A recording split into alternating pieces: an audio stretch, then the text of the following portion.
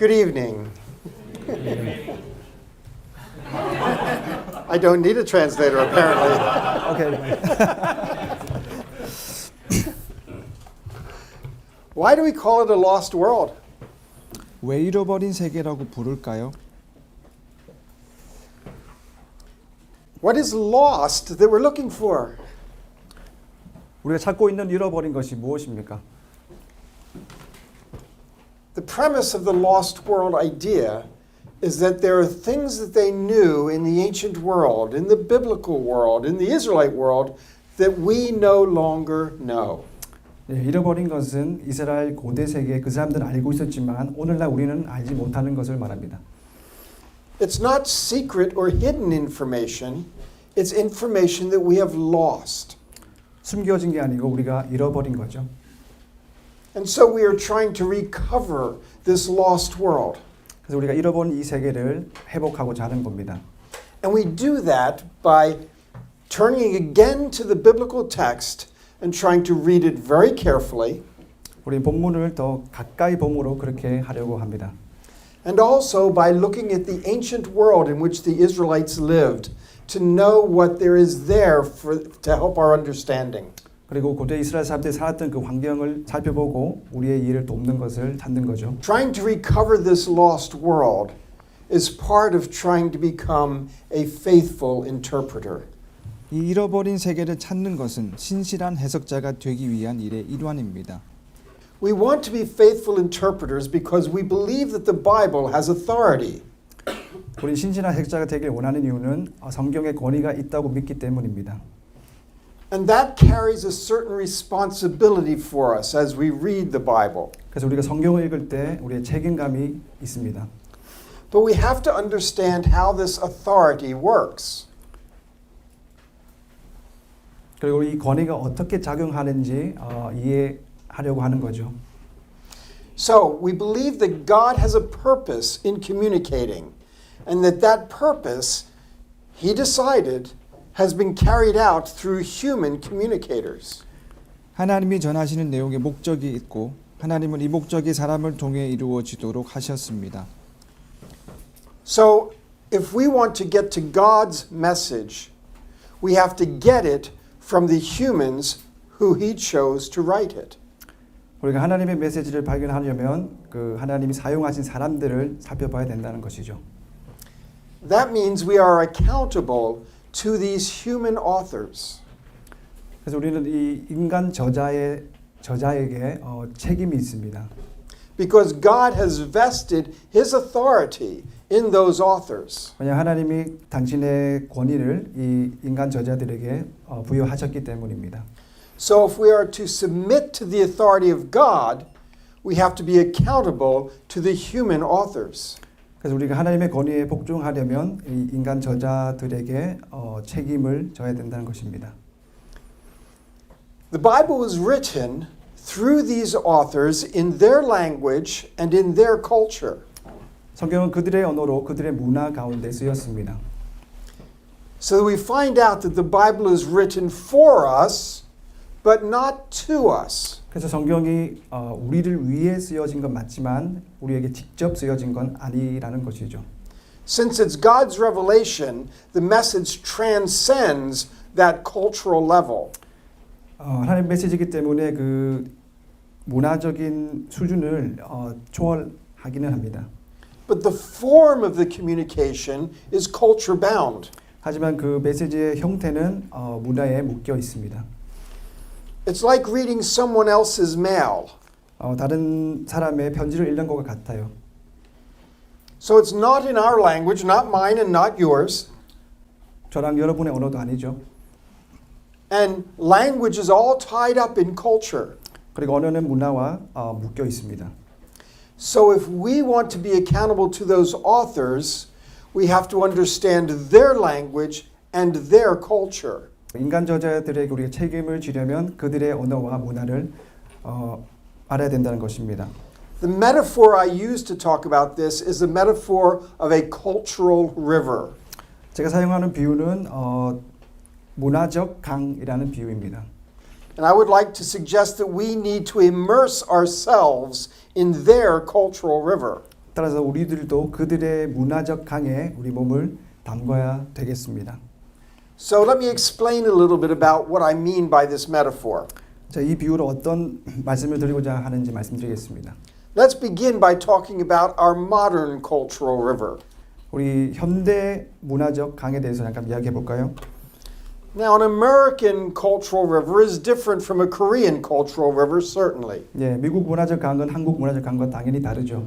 But because we all live in a modern world, lots of the aspects carry over from one of our cultures to the other.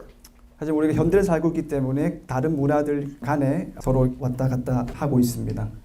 So there are a lot of words coming up on the screen. There are just a couple of examples of words that characterize our modern cultural river. 예, 화면에 나온 단어들은 지금 현대 문화를 특징지어주는 단어들의 예시들입니다. And some of these would be more American than they are Korean, and others carry over, and we both are very familiar with them. 예, 어떤 것은 더 미국적인 것일 것이고 어떤 것은 우리가 함께 공유하는 것도 있을 것입니다. This is the modern cultural river, whether we like it or not. 우리가 좋든 싫든 이게 우리가 처한 현실의 문화적 강이죠. Some of these things we might be very comfortable with. 어떤 걸 우리가 편안하게 느낄 수 있습니다. Others we might be a little more uncomfortable and would like to resist them. 다른 거는 저희가 또 불편하게 느껴서 배척하고 싶은 마음이 들 수도 있습니다. But the fact remains that this defines our modern cultural river. 하지만 현실은 이것이 우리의 현재 문화적 강이라는 것이죠. Now, the important point I want to make is that the biblical authors know nothing of this cultural river. 성경 저자들은 이 현대 문화적 강을 전혀 당연히 모릅니다. They wouldn't even understand most of these concepts. 그리고 대부분 이런 개념들을 전혀 이해하지 못할 거예요. This is not their world, it's our world. 그들의 세계가 아니고 우리 세계거든요. And if God is communicating to them, to communicate to their audience, He's not going to be talking about our cultural river. 하나님이 그들에게 이렇게 말씀하실 때 우리의 문화적 강을 통해서 말씀하지 않으셨습니다. We don't expect to open the book of Proverbs and find verses about social media. 우리가 자본을 폈을 때 You know English. 소셜 미디어에 대한 내용을 발견하기 예상하지 않죠. We don't expect to open up the books of Numbers or Deuteronomy and find out about market economies. 우리가 민수기 신명기를 보면서 시장 경제에 대한 정보를 발견하기를 기대하지 않습니다. We don't expect Kings or Chronicles to weigh the pros and cons of democracy. 열왕기나 역대기를 보면서 민주주의의 장단점을 찾길 기대하지 않습니다. And we shouldn't expect to open the pages of Genesis to understand an expanding universe or Big Bang cosmology. 마찬가지로 우리가 창세기를 보면서도 빅뱅이나 팽창 우주에 대한 정보를 발견하기 기대해서도 안 된다는 거죠. The Bible does not come to our cultural river. We have to go to its cultural river. 성경이 우리의 문화적 강으로 다가온 게 아니라 우리가 그들의 문화적 강으로 가야 된다는 것입니다. Now that presents its own challenges 물론 도전들이 있습니다. because the ancient cultural river is not familiar to us. 물론 고대 문화적 강은 우리와 익숙하지 않죠. And again, some words are coming up on the screen that define a little bit of the ancient cultural river. 예, 화면에 나오는 단어들도 그 고대 문화를 특징짓는 단어들입니다. Some of these you might feel like you have a little bit of understanding of, but even then it's probably different between the ancient and our modern ways of trying to engage it. 예, 요새 몇 가지는 아마 이해한다고 생각하실지 모르지만 아마 실제로 다를 수도 있습니다. Whatever we think about kingship in the modern world, it's not a lot like what kingship was like in the ancient world. 네, 우리가 오늘날 왕권에 대해서 생각할 때 그 왕권이 그 고대 세계에서 왕권과 많이 다릅니다. But if we're going to understand the Bible, we need to understand more about this ancient cultural river. 그래서 우리가 성경을 더 잘 이해하고자 한다면 이 고대 문화적 강을 잘 이해해야 합니다. Why is it that people weren't supposed to worship by using images? 왜 사람들이 그 형상을 사용해서 하나님을 예배하지 하면 안 되었을까요? You can't just think about what you know about images. 우리가 이미지에 대해 아는 것으로 생각할 수 없습니다. You have to think about how they would have understood images. 그들이 이미지를 어떻게 이해했을지 그걸 통해서 우리가 바라봐야 된다는 거죠. When Moses goes up on Mount Sinai to meet with God and then doesn't come back, 모세가 시내산에 올라가서 하나님 만나러 갔다가 안 내려올 때 왜 why is it that they build a golden calf? 이스라엘 사람들은 그 금송아지를 만들었을까요? What are they thinking? To have a cow party? 소잔치 하려고 만들었을까요? You see the problem. We need to understand their world. 우리가 그들의 세계를 이해해야 합니다. So, we've got some work to do when we interpret Scripture. 그래서 우리 성경을 해석하려고 할 때 해야 할 일들이 있습니다. Lots of us are now feeling a little uncomfortable because we would like to read the Bible as it is. 이 말을 들었을 때 우리는 조금 불편해질 수 있어요. 왜냐하면 우리는 성경을 있는 그대로 보고 싶거든요. I just want to open my Bible and let it wash over me. 성경 열고 그냥 성경의 저를 휩쓸고 지나가길 바랍니다. Don't take the Bible out of my hands. 제 손에서 성경을 가져가지 마세요. Don't make it hard work. 힘들게 만들지 마세요. But there's a problem with this idea of reading it as it is.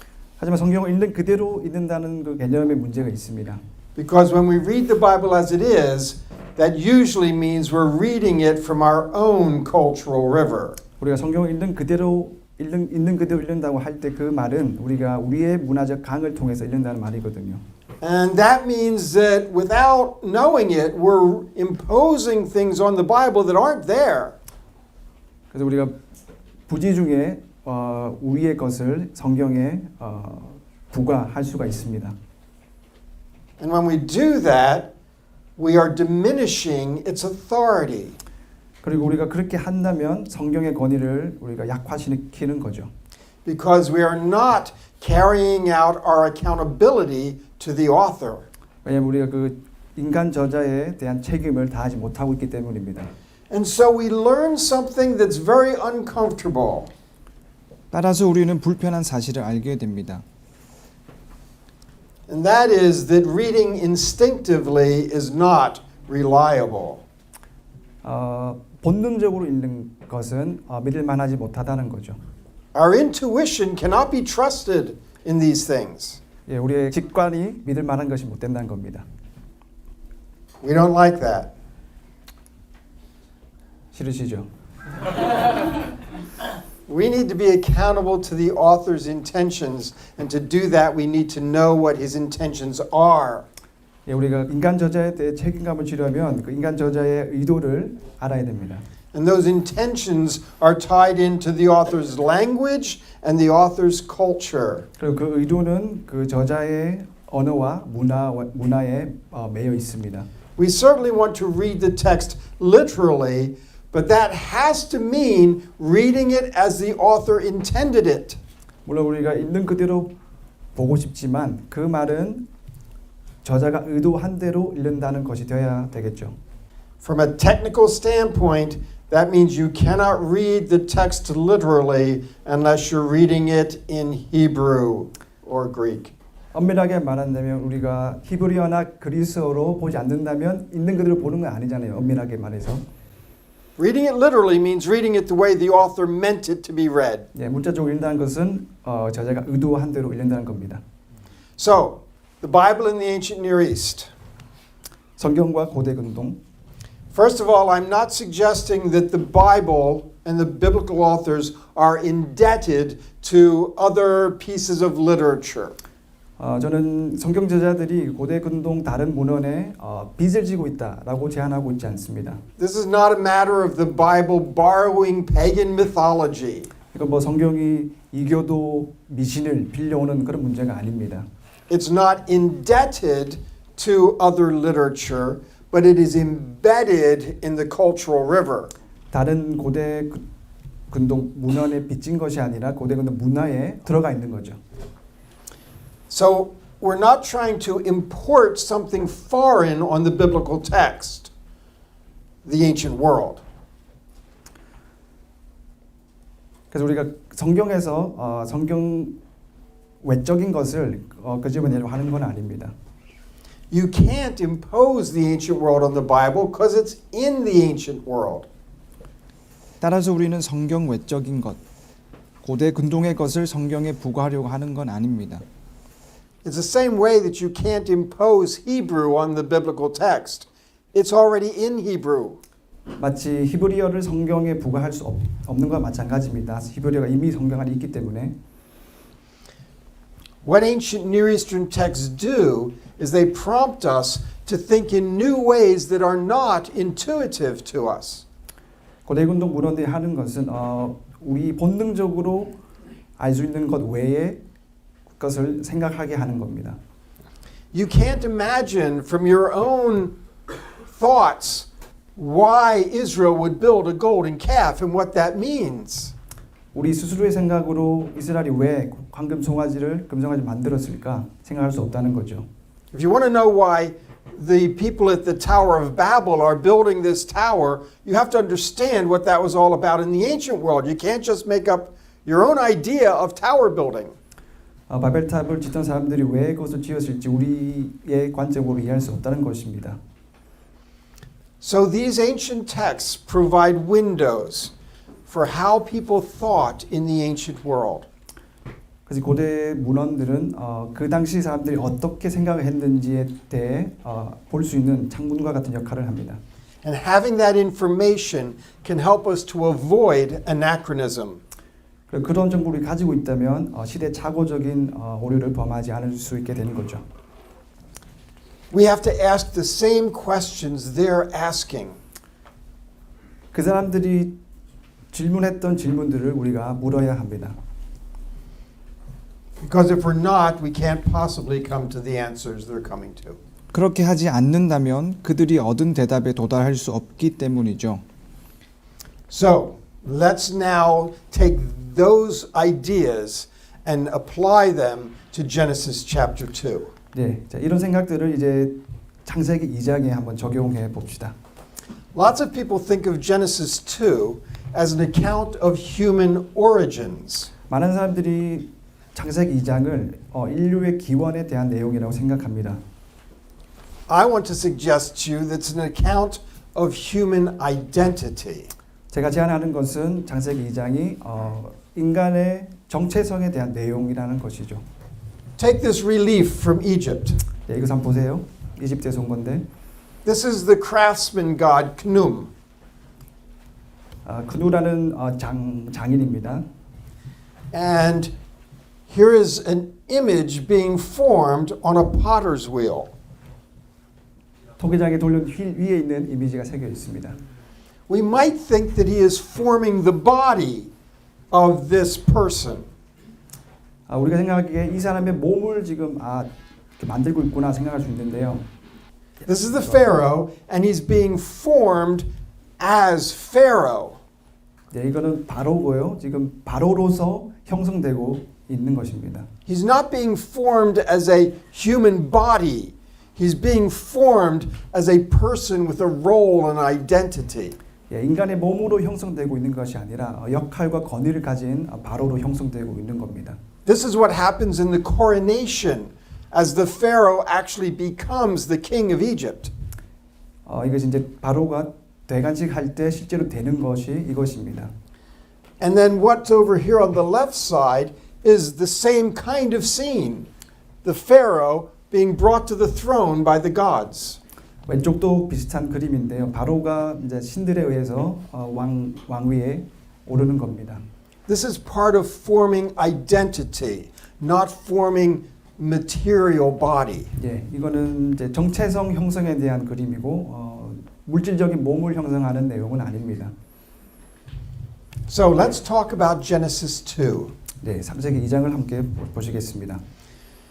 So, what I want to suggest is that in Genesis 2, Adam and Eve are being presented in some ways as archetypes. 제가 제안하는 것은 창세기 2장 아담과 이브가 인간의 원형으로 제시되고 있다는 겁니다. By this word archetype, I mean that the description is something that pertains to everyone, not just to those two individuals. 예, 원형이라는 거는 그 원형이 모두에게 적용된다는 말입니다. 단순히 그 개인들에게만 적용되는 것이 아니고요. Let me give you an example. 예를 들어 보겠습니다. So I found on the internet this place where a man was interviewing some children, 8, 9 years old. 네, 인터넷에서 어떤 남자가 뭐 8, 9살 난 아이들 인터뷰하는 영상을 보았습니다. And he asked them, what are mothers made of?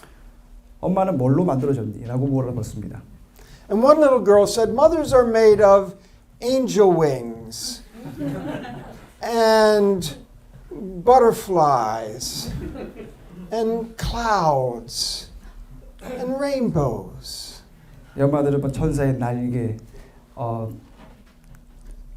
butterfly, Angel wings, angel wings, rainbows, rainbows, clouds. 예, Yeah. 무지개 이런 걸로 만들어졌다고 했습니다.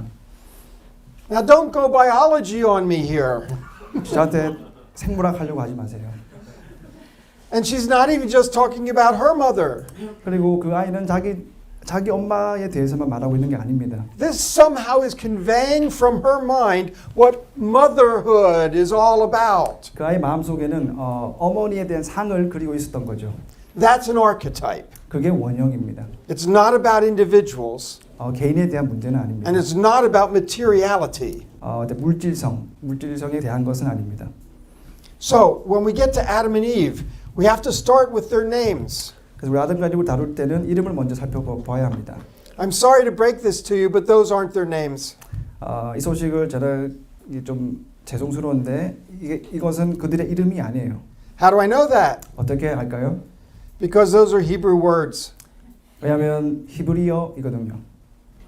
And Hebrew did not exist as a language until after Moses. 그리고 히브리어는 모세 이후부터 이제 있었던 언어이기 때문에. So these first two people in Genesis can't have Hebrew names. 그래서 첫 인류 두 사람이 히브리어 이름을 가질 수 없어요. There was no Hebrew. 히브리어가 없었기 때문에.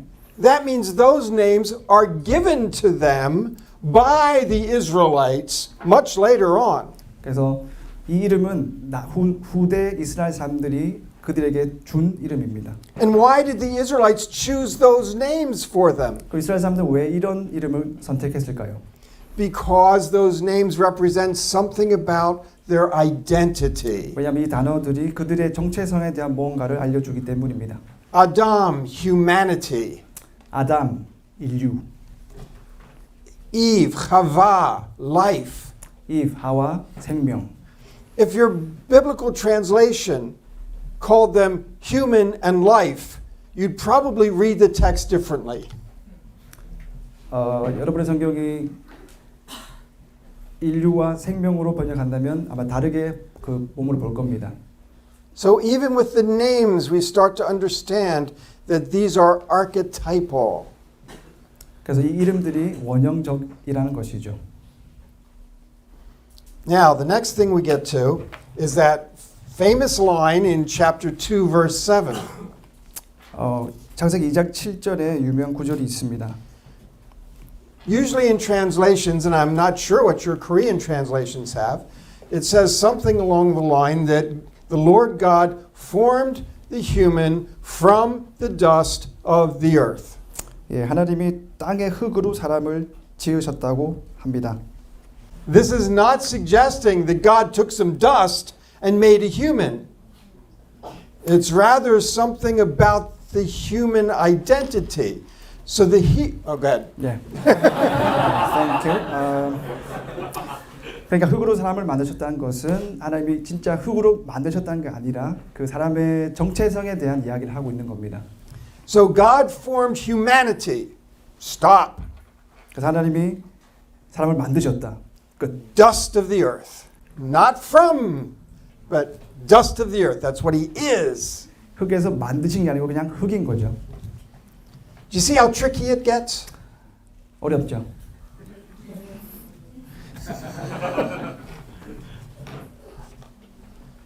So even trying to read the Hebrew, we have to be very careful. 그래서 우리 히브리어로 읽을 때도 아주 조심해야 합니다. See, I want to know what claims the biblical text is making. 제가 알고 싶은 것은 성경이 정말 무엇을 말하고 있느냐 이거든요. And to do that, I have to understand the language well, and I have to understand the culture well. 그리고 그렇게 하기 위해서는 그들의 언어와 문화를 잘 이해해야 합니다. So we find that when God forms humanity, He forms the identity of human beings. 그래서 하나님이 인간을 만드실 때는 인간의 정체성을 만드셨다는 겁니다. In Zechariah 12:1, it says God forms the human spirit. 스가랴 12장 1절에는 하나님이 인간의 영혼을 만드셨다라고 합니다. Not the body, 몸이 아닙니다. the spirit 영입니다. is what God forms. 하나님 만드신 게 영이죠. To see how these little things make a big difference. 이런 작은 것들이 큰 차이를 이루어냅니다. So if this deals with identity, our question is this what people really are? 이게 만약에 정체성에 대한 문제라면 이게 과연 사람들의 진정한 모습일까요? Are people dust of the earth? 사람들이 정말 흙입니까? And what would that mean? 무슨 말일까요? What would it mean to say they are dust? 그들이 We are dust. 사람이 흙이라는 것은 무슨 말일까요? First of all, it pertains to the entire population. It's not speaking of individuals. 예, 이건 모든 인구를 다루고 있는 말이고요. 개인을 다루는 말은 아닙니다. That's the archetypal idea. 이제 원형적인 개념인 겁니다. Humanity is dust. 인류가 흙입니다. Humanity is the image of God. 인류가 하나님의 형상입니다. The Hebrew text doesn't talk about each human being the image of God. It talks about humanity as the image of God. 히브리어 본문은 개인이 하나님의 형상이라고 말하고 있지 않고 인류가 하나님의 형상이다라고 말하고 있습니다. We likewise find in the ancient Near East that they talk about certain kinds of ingredients that pertain to human identity. 고대 근동에는 사람의 정체성과 관련된 그 요소들이 등장합니다. In different texts, you'll find different identity ingredients. 문헌마다 다른 정체성적인 요소들이 드러납니다. Sometimes it's the blood of the gods. 때로는 신의 피이기도 하고요. Sometimes the spit of the gods. 신의 침이기도 합니다. Sometimes the tears of the gods. 신의 눈물이기도 합니다. Whatever ingredient shows up, it's saying something about human nature. 어떤 말이 나오든지 그 내용은 인간의 본질에 대해 지금 말하고 있습니다. Like angel hair or butterfly wings. 천사의 머리카락이나 나비의 날개처럼. This is how they talked about humanity in the ancient world. 고대 근동 사람들이 이야기했던 방식이 이런 방식이에요. They're not interested in biology or genetics. 그 사람들은 생물학이나 유전학 이런 데 전혀 관심이 없습니다. That's our cultural river, not theirs. 이건 우리의 문화적 강이고 그들의 문화적 강은 아니죠. And we can't force our cultural river on those texts. 그리고 본문에 우리의 문화적 강을 부과할 수는 없습니다. So what are the claims of Genesis 2? 그럼 제 창세기 2장의 주장은 무엇일까요? First of all, we have to cross out that word from up there. 예, from이란 단어를 지워야 됩니다. Okay? So, we're not dealing with chemistry. 우리 Wow. 화학을 다루고 있지 않죠, 우리는. Or anything else material. 어떤 물질적인 것도 다루고 있지 않습니다. Dust is talking about mortality. 흙이란 것은 죽음에 대해서 말을 하고 있습니다. And Genesis 3:19 tells us this, dust you are, and to dust you will return. 창세기 3절 19절은 내가 흙이니 흙으로 돌아갈 것이니라 라고 말씀합니다. Now some people don't like that idea 어떤 사람들은 이걸 별로 좋아하지 않아요. because they say, wait a minute, Paul says that people are created immortal.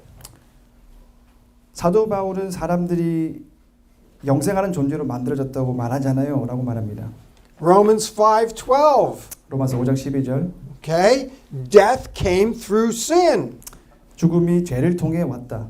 And they say that means there wasn't any death before they sinned. 그 말은 죄가 있기 전에는 죽음이 없었다는 거죠. And that means that God created people immortal. 그 말은 하나님이 사람들을 영생하는 존재로 만들었다는 말이 아닌가? No, it doesn't, and Paul doesn't believe that. 아닙니다. 그리고 바울도 그렇게 생각하지 않습니다. How do I know? 제가 어떻게 할까요? I know because Paul knows his Bible very well. 제가 아는 것은 사도 바울이 자신의 성경을 잘 알고 있기 때문이죠. Therefore, he knows that in the Garden of Eden, there's a tree of life. 그래서 에덴 동산에는 생명의 나무가 있습니다. And it's very logical that immortal people would not need a tree of life. 영생하는 사람들이 생명의 나무가 필요하진 않죠. If God created people immortal, he wasted a good tree here. 만약에 영생하는 사람들 만들었다면 이 나무는 쓸데없이 만든 겁니다. The tree of life shows that people were mortal. 생명의 나무가 바로 사람들이 죽을 존재로 만들어졌다는 것을 보여줍니다. So what is Paul saying? 그럼 사도 바울이 하고 있는 말은 무슨 의미일까요? He says that we people are subject to death because of sin. 사도 바울이 하는 말은 죄 때문에 우리가 죽음에 종속되어 있다는 겁니다. So follow the logic of Genesis 2 here, at 3. 창세기 3장의 그 로직을 한번 따라가 봅시다. People were created mortal. 사람들은 죽을 운명으로 창조되었습니다. God gave them a tree of life as a remedy 그리고 생명의 나무를 하나의 해결책으로 주셨습니다. so that they could have life in the presence of God. 그래서 사람들이 하나님 앞에서 생명을 가질 수 있도록 하기 위해서 When they sinned and took the fruit from the tree of wisdom, 그들이 죄를 지어 선악과를 먹었을 때 God cut them off from the tree of life. 생명나무에부터 잘라내 버렸습니다. As a result, they were therefore subject to death because they had no remedy. 더 이상 해결책을 가지고 있지 않았기 때문에 이제 죽음을 맞이하게 된 거죠. Therefore, we are subject to death because of sin. 죄 때문에 죽음에 종속되었다는 것입니다. Sin lost the remedy for us. 죄 때문에 그 해결책을 우리가 잃어버리게 된 거죠. So Paul's not saying people were created immortal. 그래서 사도 바울이 하는 말은 사람들이 영생한 존재로 만들어졌다고 말하고 있지 않습니다. And being dust indicates mortality. 그리고 흙은 죽을 운명을 나타냅니다. Now, we can see that further in a place like Psalm 103:14. 시편 103편 14절에도 볼 수 있어요. There it says, "For he, God, knows our form. He remembers that we are dust." 그가 우리의 체질을 아시며 우리가 단지 먼지뿐임을 기억하심이로다라고 말씀합니다.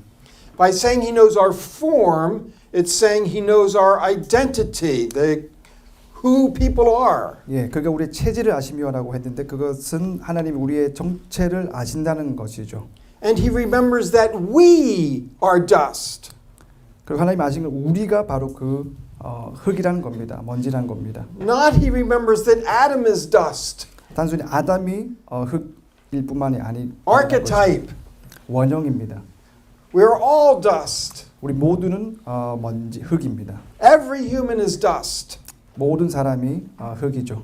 Paul says this too, the first man of dust, as are all. 모든 흙에 속한 자들은 저 흙에 속한 자와 같고라고 말합니다. So you can see that Adam being dust doesn't make him different than the rest of us.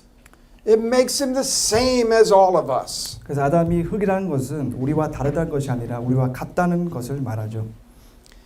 If we are all formed by God and are dust, there's nothing to preclude Adam being born of a woman. 하나님이 우리를 만드셨고 우리 먼지라면 아담도 여자에게 태어났다. 이거를 배제할 것은 없습니다. Take a deep breath. 숨을 깊게 쉬세요. If being formed from dust, if you and you and you and you are all formed from dust, if you are dust, and Adam is dust, you're born of a woman, 여러분, Adam could just as easily be born of a woman. 네, 여러분도 흙이고 아담도 흙이고 여러분은 여자에게서 태어났기 때문에 아담도 여자에게서 태어날 수 있습니다. Because Genesis 2:7 is not about material origin, but about identity. 창세기 2장 7절은 물질적 기원에 대한 내용이 아니라 정체성에 대한 내용입니다. This is intended to communicate what all humans are, not what Adam uniquely is. 이 내용은 인간 전체를 묘사하는 내용이지 아담에게만 적용되는 내용을 말하고 있지 않습니다. It's an archetype. 원형이죠. So the Bible is not making a claim about Adam's material origins. 그래서 성경은 아담의 물질적인 기원에 대해서 말씀하고 있지 않습니다. It's making a claim about the nature of humanity, which we all share with Adam.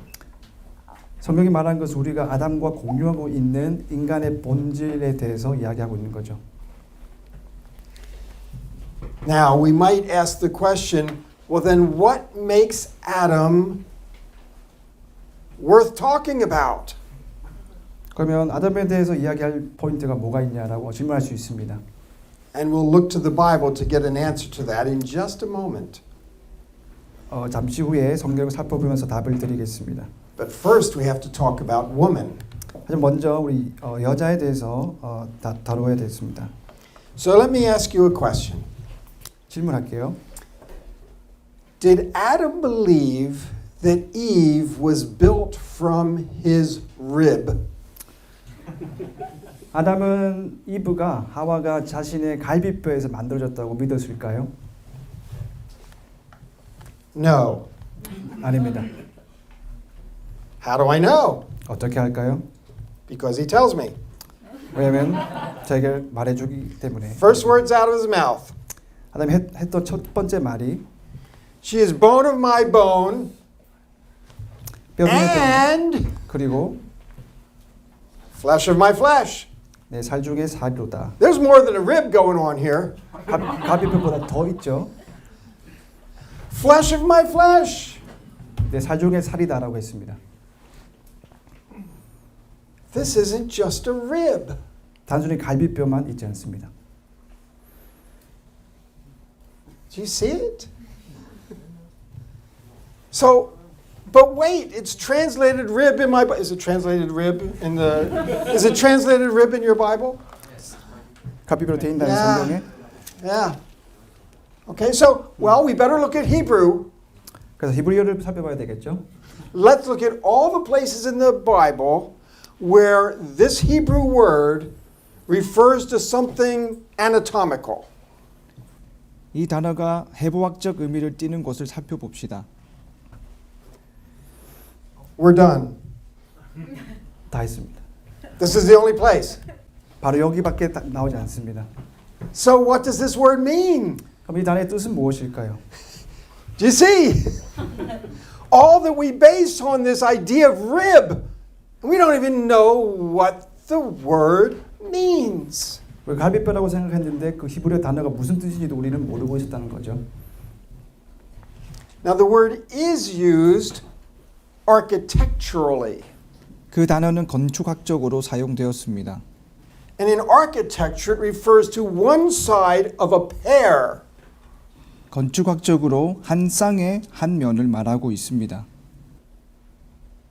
In which case we should translate, God took one of Adam's sides. 그래서 하나님이 아담의 옆구리를 취하셨다는 거죠. Cut in half. 절반으로.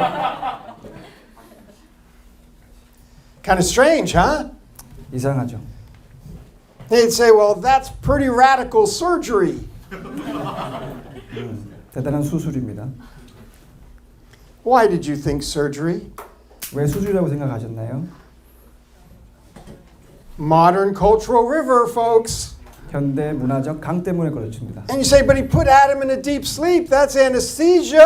하지만 하나님이 아담을 깊은 잠에 이렇게 넣어두셔 하셨는데 그게 이제 수면제가 아닐까요? 수면제 아니고 마취제. Boy, are you stuck in your cultural river. 우리가 이제 우리의 그 문화적 강에 매여 있습니다. Are Israelites in an ancient world thinking surgery and anesthesia?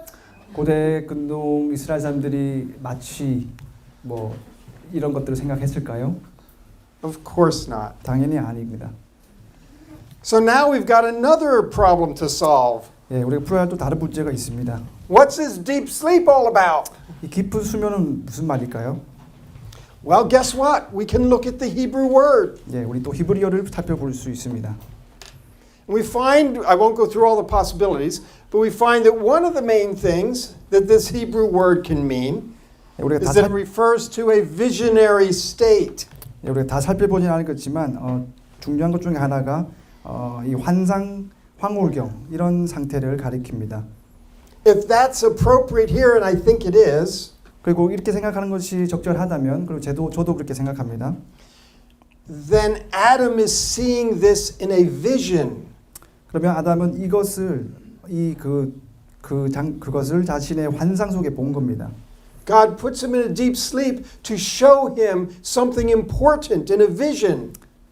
하나님이 아담을 깊은 수면에 놓으시고 뭔가 중요한 것을 환상으로 보여주셨다는 겁니다. And in that vision, he sees himself cut in half. 그리고 그 환상에서 자기 자신이 반으로 잘리는 모습을 보게 되죠. And one half is made into a woman. 그리고 한쪽이 여자로 만들어지는 것을 봅니다. We're told it's the better half. 물론 우리가 더 나은 쪽이라고 말을 하죠, 보통. So that's what he sees. And what does that tell him? 그것이 아담이 보는 것이고 아담은 그걸 어떻게 받아들일까요? It tells him that woman is the same sort of thing as man. 아담이 보기에는 여자도 남자와 같다라는 것을 이제 보게 되는 겁니다. Remember when this comes in the text, 네, 본문에서 이 내용이 나왔을 때 Adam has been given a task. 아담에게 어떤 임무가 주어졌습니다. And God says it's not good for him to do this job alone. 그리고 그것을 혼자 하는 것은 좋지 않다라고 하셨죠. So he looks among the animals, 그래서 동물 세계를 살펴보았지만 but they're not like him. 아담과 같지 않습니다.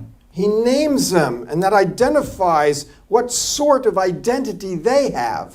아담이 이제 동물들의 이름을 주고 그 동물들의 정체성을 이제 드러냅니다. And none of them are like him. 하지만 그들은 전혀 아담과 같지 않죠. And then he's given the vision of the woman 그 다음에는 이 여자에 대한 이 환상을 받습니다. to indicate that yes, indeed, she is like him. 정말 그 여자가 자기 자신과 같다는 것을 보게 되는 거죠. And so they're able to do this task together.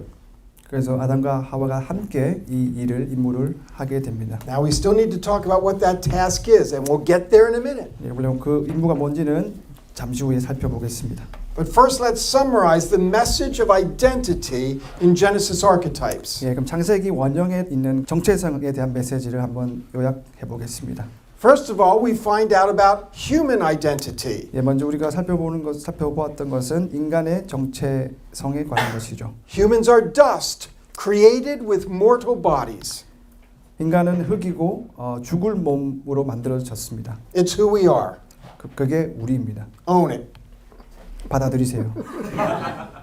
We find out about relationship identity. 그리고 이제 관계적 정체성을 살펴보았습니다. The task they are given is the task of serving in sacred space. 주어진 임무는 거룩한 곳에서 섬기는 역할을 받았습니다. And that involves being in relationship with God. 그 임무는 하나님과의 관계를 내포합니다. We find an ontological identity. 그리고 존재론적 정체성을 볼 수 있습니다. That is, humans are different from animals. 인간은 동물들과 다르다는 것이죠. We find a gender identity. 그리고 이제 성적 정체성을 볼 수 있습니다. Divided into male and female and would seek out new family relationships. 네, 남자와 여자로 만들어졌기 때문에 새로운 가족 관계를 찾을 수 있다는 겁니다. These are the kinds of things that make up the message of Genesis 2. 자, 이런 것들이 다 창세기 2장의 메시지의 내용입니다. This is the biblical claim. 이것이 성경이 말하는 바입니다. This is what the author and his audience understood. 이것이 저자가 말한 것이고 그 첫 오리지널 청자들이 이해한 내용입니다. These answer the questions of the ancient world. 이런 내용은 고대 근동의 질문들에 대한 답을 제공합니다.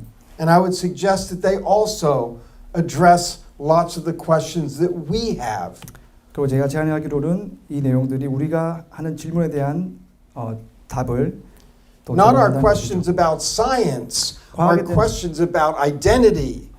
과학에 대한 질문이 아니라 우리의 정체성에 대한 질문에 대한 답을 제공합니다. Which are arguably more important. 그게 더 중요하죠. And if we only go into this text looking for science and to talk about evolution, we're stuck in our cultural river and we're not being accountable to the author. 그래서 우리가 이 본문을 보면서 과학적인 것을 찾는다면 우리가 그 저자에게 책임 있게 행동하는 것이 아니고 우리의 문화적인 강에 매여 있는 것입니다. Now let me expand a little bit on this idea of serving in sacred space. 거룩한 곳에 섬기는 이 일에 대해서 잠깐 말씀드리겠습니다. What I suggest is important for the Bible to discuss Adam and Eve is not because they are the first of a biological species. 아담과 하와를 다루는 일이 중요한 이유가 그 사람들이 생물학적으로 먼저이기 때문에 중요한 건 아닙니다. It doesn't really talk about them as first of a biological species. 그들이 생물학적으로 제일 먼저라고 말하진 않습니다. It talks about them being selected and placed in sacred space, the Garden of Eden, to serve and to keep. 그들이 이제 선택받아서 에덴 동산에 놓이고 거룩한 곳에서 섬기고 지키도록 이렇게 임무를 받았습니다. They are being chosen out and given a special task. 선택받아 특별한 임무를 받은 거죠. Serving and keeping are not landscaping and gardening tasks. 섬기고 지키는 것은 뭐 이렇게 가드닝 정원 꾸미는 것은 아닙니다. These are priestly terms. 이런 말은 제사장적인 용어입니다. The garden is sacred space because God is there. 동산이 거룩한 곳인 이유는 하나님이 거기에 계시기 때문입니다. And they are selected to serve him as priests. 그리고 그들이 선택되어 하나님을 섬기도록 되었습니다. And in the garden they are given access to those things that come as benefits from being in the presence of God. 그리고 그 동산에서 하나님과 함께함으로부터 오는 그 유익을 받게 되었습니다. Life, wisdom. 생명과 지혜. They are gained because God is the source of life and wisdom. 왜냐하면 하나님이 생명과 지혜의 근원이시기 때문에 받았죠. And as priests, they could mediate life and wisdom to any other human beings who are around. 그리고 제사장으로서 자기들 주변에 있는 사람들에게 그 생명과 지혜를 나눌 수 있었습니다. Their significance is theological, not biological. 그들의 중요성은 생물학적인 것에 있지 않고 신학적인 것에 있습니다. Eve then is a helper, a helpmeet to help Adam in this sacred task. 그래서 이분은 아담을 도와서 이 성스러운 일을 하도록 하는 배우자입니다. As priests, they are representatives of all humans. 제사장들은 모든 인류의 대표가 되는 사람들입니다. Priestly representation is different from archetypal representation. 제사장으로 대표가 된다는 것은 원형적으로 대표된다는 것과는 다릅니다. Their role is not suggesting that all humans are priests, 모든 인류가 제사장은 아니거든요. but they are priests on behalf of humanity. 그들이 모든 인류를 대신하여 제사장인 겁니다. As priests, they mediate the knowledge of God and access to God's presence. 제사장으로서 그들은 하나님에 대한 지식과 하나님께 나아갈 수 있는 그 액세스를 제공합니다. And of course, when priests fail, all of those they represent suffer the consequences. 예, 물론 제사장이 실패하면 모든 사람이 함께 안 좋은 결과를 맛보게 되죠. There are a few suggestions in the Bible that Adam and Eve are not the only people around. 성경에 아담과 이브만이 있었던 사람들이 아니었다는 것을 볼 수 있습니다.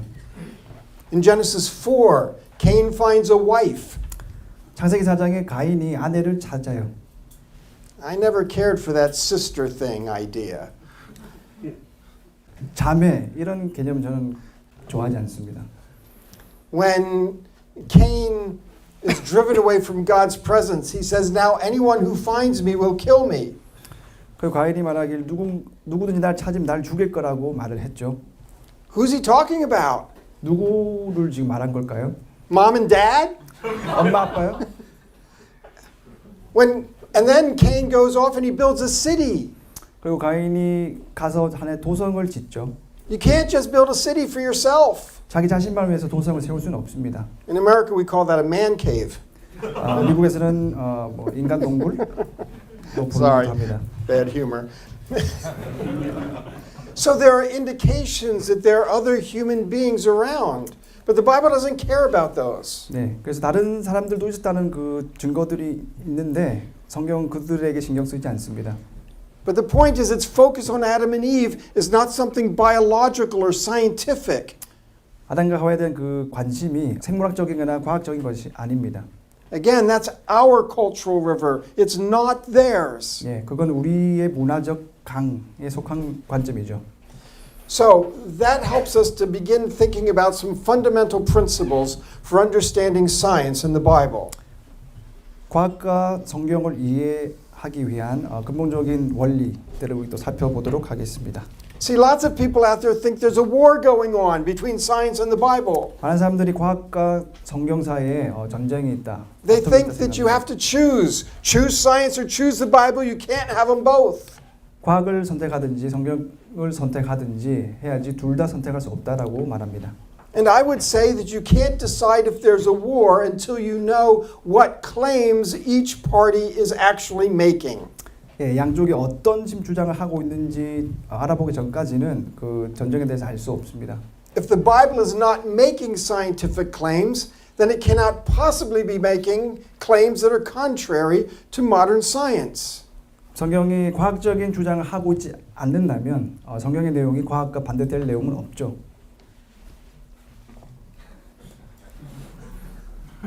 That come out right? 성경에 대한 주장을 하는 게 아니라면 현대 과학과 모순이 되지 않는다는 얘기입니다.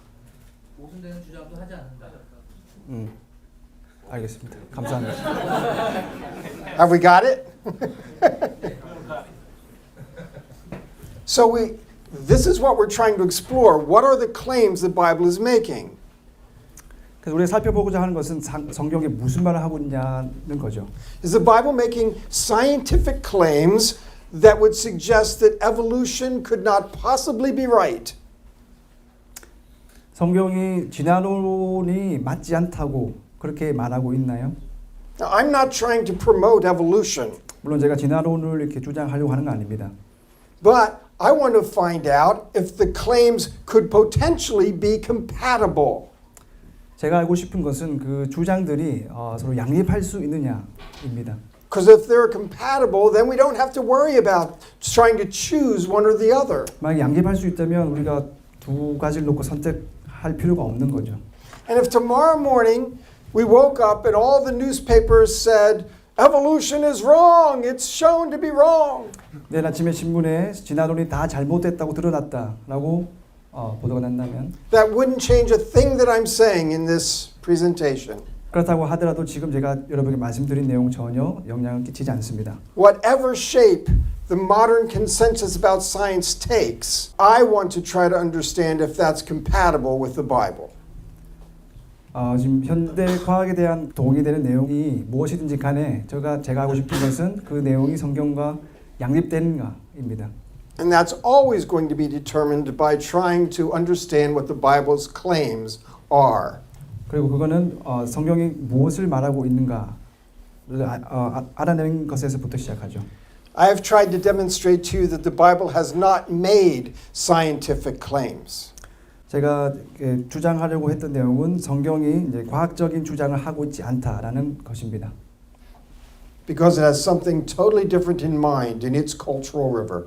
왜냐하면 완전 다른 내용이 염두에 있기 때문이고 이제 문화적 강이 다른 거죠.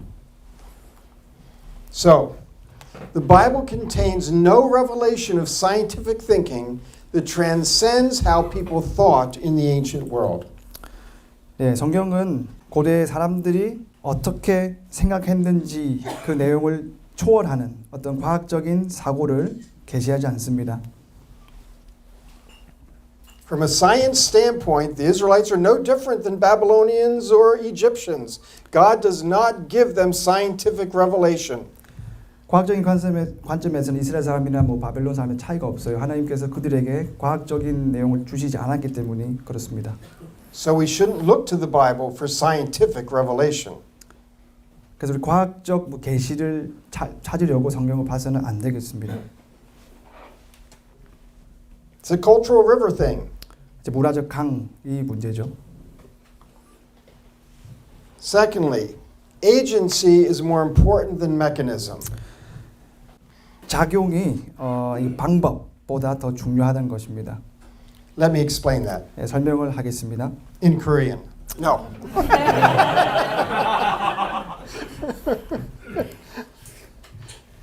By agency, I mean the idea that God is the active agent in creation. 예, 이 작용 에이전시라는 게 하나님이 창조 세계에 적극적으로 관여하고 계신다는 그 개념을 말하고자 하는 겁니다. God is the creator. 하나님이 창조주시거든요. That doesn't tell us what level of causation he had. 그게 어떤 다양한 그 원인들이 있었는지 Sometimes maybe he just stood on top of and outside of a process that he inaugurated. 뭐 어떻게 좀 떨어져서 진행하셨을 수도 있고, Other times he's got hands on and he's doing things specifically. 네, 또 구체적으로 가까이서 또 일하셨을. And we don't know when it's one or when it's the other. 그리고 우리가 언제 어떤 방식으로 일하셨는지 우리는 모릅니다. Because the Bible isn't interested in differentiating those levels of agency. 왜냐하면 성경은 하나님이 관여하신 그 다른 단계들을 구분할 때 관심이 전혀 없기 때문이죠. The Bible cares for us to understand that God is the agent of creation. 성경이 말하고자 하는 것은 하나님이 창조 행위자라는 것이죠. It does not tell us what mechanisms he may have used. 네, 하나님이 어떤 방법 사용하셨는지에 대해 말하지 않습니다. In that sense, as far as the Bible is concerned, it doesn't matter what mechanisms he used. 그러니까 성경 관점에서는 하나님께서 어떤 방법을 사용하는지 전혀 문제가 되지 않습니다. And if we don't know, that doesn't matter. 그리고 우리가 모른다 하더라도 문제가 되지 않죠. And if we think we know, that's fine. 우리가 안다고 생각해도 그것도 But 괜찮습니다. it's not the Bible that tells us. 하지만 성경이 그 내용을 우리에게 말해주지 않습니다. Science, on the other hand, is entirely interested in mechanisms. 하지만 과학은 전적으로 이 방법에 대해 관심을 둡니다. Science can't talk about ultimate causality and the role of God. 과학은 그 궁극적인 원인에 대해서 전혀 이야기할 수 없죠. So the Bible is talking about agency, not mechanism. 그래서 성경은 하나님의 역사하심, 작용에 대해서 말하지 방법에 대해서 말하지 않습니다. And science is talking about mechanism, not agency. 그 과학은 방법에 대해서 말하지 하나님이 어떤 일을 하셨는지 다루지 않습니다. The Bible's claims concern agency. 성경은 하나님의 일하심을 다루고 있습니다. And science's claims concern mechanism. Thank you. 과학은 방법을 다루고 있습니다. See the difference? 차이가 보이세요?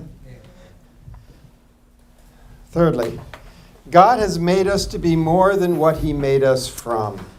예, 하나님이 우리를 만드실 때 그 사용한 재료보다 더 한 존재로 우리를 만드셨습니다. 하나님 우리를 만드셨을 때.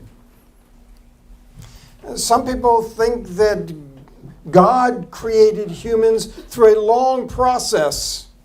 어떤 사람들은 하나님이 긴 과정을 통해 사람을 만들었다고 생각해요. They call it evolutionary creation. 그걸 이제 진화론적 창조론이라고 부르죠.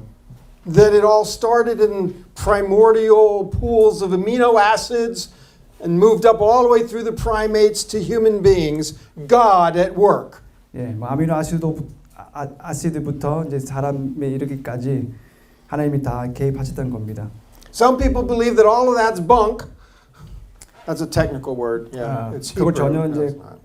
구라라고 믿는 사람들은 And that God actually did craftsman's work in the dust on his knees to shape a human body. 하나님이 직접 흙을 손으로 만지셔서 사람을 만드셨다고 믿습니다. Different ideas of what God made people from. 하나님이 사람 만들 때 사용한 재료에 대한 생각들이 다 다르죠. But the point still remains, whatever you think God made us from, the important part is that God made us more than that. 하나님이 우리를 뭘로 만드셨는지에 상관없이 하나님은 우리가 그것보다 훨씬 더한 존재로 만드셨다는 겁니다. We're not just dirt.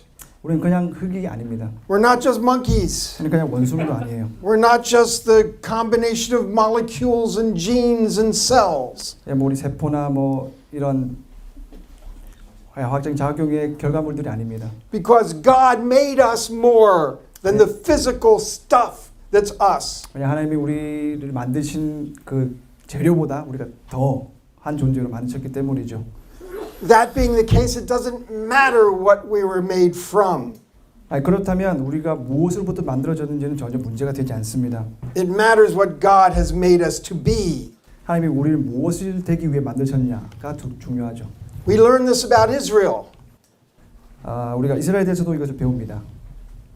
It says, my father was a wandering Aramean. My mother was a Hittite. My father was an Amorite. 내 아버지는 방랑하던 아람 사람이고 어머니는 헷 사람. 인종적인 걸 섞어 보세요. But it doesn't matter because God chose them to be His people. 하지만 전혀 문제가 되지 않습니다. 왜냐하면 하나님께서 하나님의 백성으로 선택하셨기 때문입니다. He made them more than what He took them from. 하나님이 사람들 어디에서 가지고 데리고 왔든지 그 이상으로 만드셨기 때문이에요. And God does that for all of us. 그리고 우리 모두를 위해서 그렇게 하십니다. Paul says, some of you were murderers or thieves or adulterers, but God took you away from that and He made you a new creation. 사도 바울이 말하길 당신들은 다 뭐 살인자의 도둑이었지만 하나님께서 당신들을 새로운 창조물로 만드셨다라고 말합니다. We are crucified with Christ. Nevertheless, we live. 우리가 그리스도와 함께 십자가에 못 박혔지만 그럼에도 불구하고 삽니다. We are a new creation. 우리는 새로운 창조물입니다. God has made us more than what He made us from. 하나님 우리를 만드신 재료보다 우리를 더한 존재로 만드셨습니다. So, how should we think?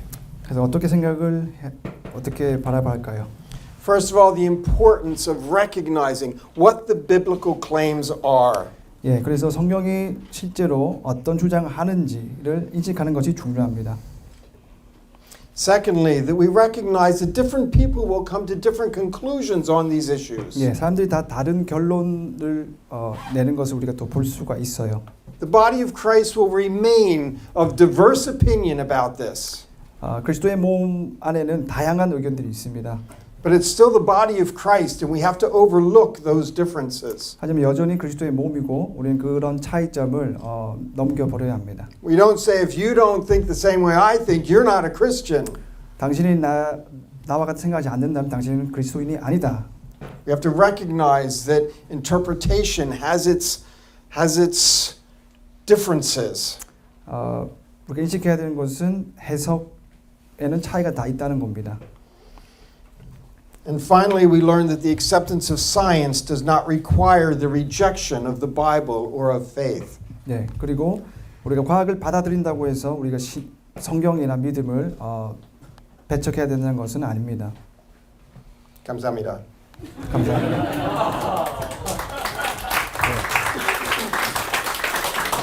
감사합니다.